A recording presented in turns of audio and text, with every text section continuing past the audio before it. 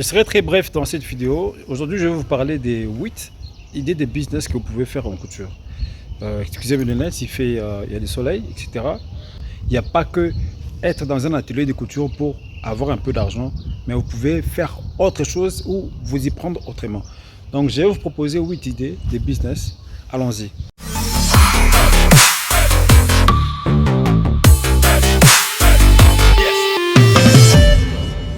Le premier business, c'est déjà l'atelier de couture, d'accord?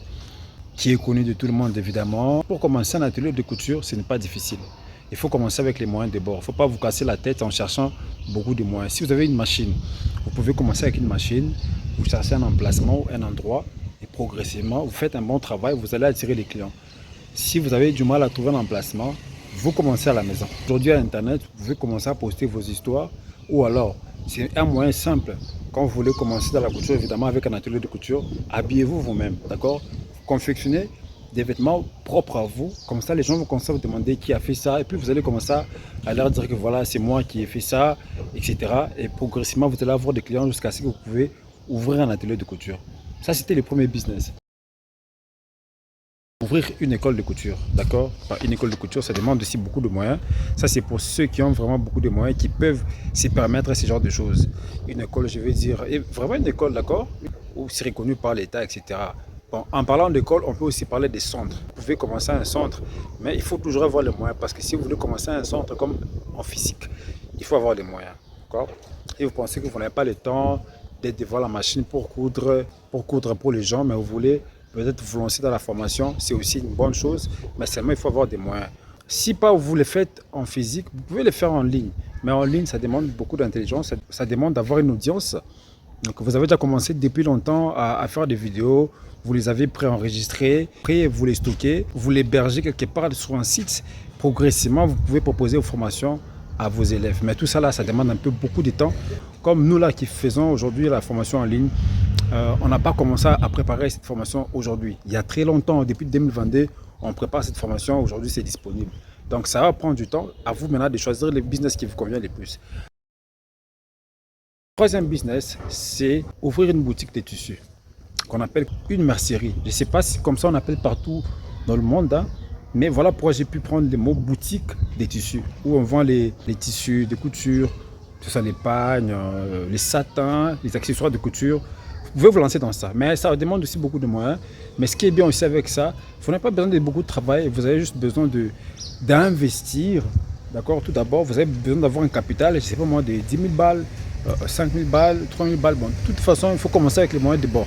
Dans chaque domaine de la vie, pour devenir grand, vous ne pouvez pas commencer directement aujourd'hui, vous êtes grand. Non. Ceux qui sont grands aujourd'hui sont ces personnes qui ont commencé il y a longtemps. D'accord? Et puis après, ils ont basculé au niveau où ils sont aujourd'hui. Donc nous tous là, on se bat encore. Mais ceux-là qui ont vraiment réussi là, ils ont commencé depuis longtemps. Ils travaillent sur leur business il y a longtemps. Donc voilà, ça c'était le troisième business. Le quatrième business que vous pouvez faire, vous pouvez créer un service spécial de retouche. Mais faites pas comme tout le monde. Je dis bien un service de retouche. C'est-à-dire vous êtes spécialisé dans la retouche. Vous refaites le pantalon, le veste, le robe de mariage. Vous voyez, vous vous spécialisez dans la retouche des vêtements. Prenez vraiment le temps, cherchez une équipe, peut-être 2 personnes, vous aussi, vous faites une équipe de 3, ou vous pouvez le faire seul. Dans tous les cas, faites un service de retouche. Essayez de vous caler là-dedans. Le cinquième business, c'est la création d'une marque de mode ethnique. D'accord? Quand je parle d'ethnie, ici je vois la mode selon le continent. Bref, soit l'Europe, vous pouvez créer, si vous êtes en Asie, vous créez vraiment la tradition asiatique. Mais vous pouvez faire ça aussi traditionnellement africain. Ça veut dire que vous créez des vêtements en fonction de votre tradition, de votre culture. D'accord? Et vous en faites une marque.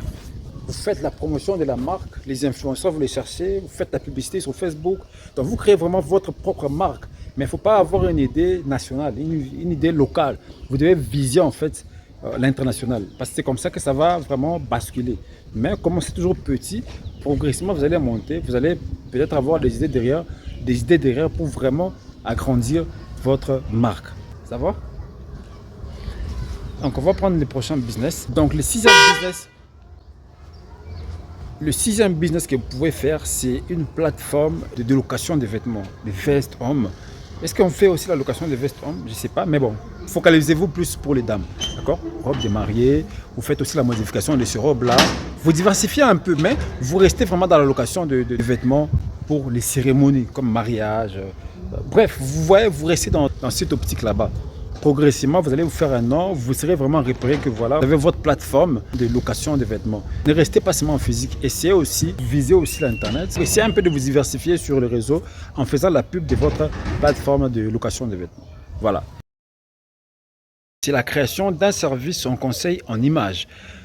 C'est-à-dire quoi? Vous avez votre propre service qui conseille les gens dans l'accoutrement. Comment ces gens peuvent s'habiller? Évidemment, la plupart des temps, ces conseils là-bas sont donnés lors des cérémonies, hein, des cérémonies de mariage. Vraiment la chance de tomber sur des artistes musiciens, ça sera aussi bien. Vous leur conseillez en fait les conseils de si vous mettez la chemise rouge, vous la concordez avec, je sais pas moi, une ceinture rouge également. Enfin bref, c'est un exemple que je prends. Faites vraiment un service de conseil. Si vous êtes souvent apprécié, les gens vous demandent des conseils de vêtements, c'est le moment de profiter. Il y a des gens qui ne savent pas vraiment s'habiller, donc vous pouvez leur apporter de la touche. La première idée de business, c'est la création d'une boutique en ligne. Bon, aujourd'hui, nous le voyons, d'accord. Quand je vois les dames, les femmes qui les font, des fois, on s'y prend de la mauvaise façon. Quelqu'un qui vient de créer son compte TikTok, la personne n'a jamais publié quoi que ce soit et commence directement à publier ses vêtements. Bon, comment est-ce que vous voulez qu'on achète ça? Ça sera un peu compliqué. Il faut d'abord créer ce qu'on appelle les personnel branding. Que les gens vous connaissent d'abord dans ça. Plus les gens vont vous connaître dans ça, c'est comme ça que vous allez vraiment vous faire repérer rapidement. Même sur WhatsApp, de voir, je le vois, il y a une dame qui vient seulement avec les vêtements, elle publie comme ça, en boucle, sans dire quoi que ce soit. C'est pas comme ça que ça fonctionne. Il faut avoir la communication. D'accord? Si vous pouvez aussi apprendre à parler devant une caméra très bien, vous vous exprimez très bien, ça va en fait différencier. Ça va vous différencier des autres dames qui les font juste comme ça, elles publient sur TikTok, elles envoient ça dans le groupe et puis elles restent là. Non, vous devez vraiment vous focaliser, vraiment vous créer vraiment une boutique en ligne. Aujourd'hui, il y a les e-commerce. Je ne sais pas vraiment comment ça fonctionne, mais il faut faire les recherches là-dessus. Vous pouvez avoir votre propre boutique en ligne, une boutique très bien faite avec Shopify. Bref, tout ça, les sont des formations. Là, je vous briefe seulement. Vous pouvez chercher comment créer une boutique en ligne. Vous faites ça vraiment de manière bien là. Vous différenciez des autres personnes. D'accord? Vous n'êtes pas obligé de rester dans la couture. Comment je veux dire? Devant, dans un atelier de couture, restons là-bas assis pendant toute la vie. Bon, à vous de voir en tout cas, à vous de choisir ce qui vous convient le plus. En tout cas, moi, je vous donne juste une liste de business. À vous maintenant de choisir et de dire, bon, ces domaines ici, si je m'investis, ça va donner comme ça. Mais moi, la plupart de ces business, je les fais. Mais aujourd'hui, je suis dans la formation parce que ça me permet, en fait, j'ai toujours voulu me déplacer. D'accord? Je n'ai jamais aimé la prison. Parce que la formation en ligne, ça me permet de voyager quand je veux, quand je le peux, à tout moment, parce que je suis prêt avec mes vidéos, je suis disponible et puis j'ai la connaissance qui est en tête. Vous voyez, je me déplace avec ma connaissance. Peu importe la question qu'on va me poser, du moment que j'ai la machine à côté de moi ou du moment que c'est une question théorique, je vais vous répondre. Donc, la formation pour moi, c'est peut-être, je vais dire entre guillemets, les meilleurs business parmi ces business ici parce que je suis disponible et je suis quand même libre à faire autre chose à côté. Mais contrairement à un atelier de couture, si vous avez beaucoup de vêtements, vous êtes un peu comme un esclave, vous êtes bloqué là pour toute la vie pratiquement. Donc voilà. Je pense qu'il y a une formation qui va venir d'ici la fin de l'année dans laquelle je vais vous accompagner dans la création de votre propre formation en ligne en couture. Bon, on peut aussi aider d'autres personnes, hein, celles qui font comment le match, quand on tresse, je ne sais pas comment est-ce qu'on appelle, la coiffure, voilà. Le maquillage, on peut accompagner ces gens-là évidemment si elles sont intéressées. Mais dans tous les cas, je vais vous accompagner vraiment dans la création de votre propre formation en ligne. Ça sera pour ces personnes qui maîtrisent déjà bien la couture. Parce qu'on ne veut pas des charlatans. Il faut maîtriser d'abord la couture avant de basculer à la formation en ligne. Donc voilà, je pense que je vous laisse. J'ai parti à un événement là très important. Alors en partant, je me suis dit bon, je vais profiter rapidement de vous faire cette vidéo. Je ne sais pas qui ça va aider, mais je pense que ça va au moins aider quelqu'un. Donc voilà, on se retrouve le dimanche prochain pour une nouvelle vidéo. A très bientôt, c'était M. Rascotet.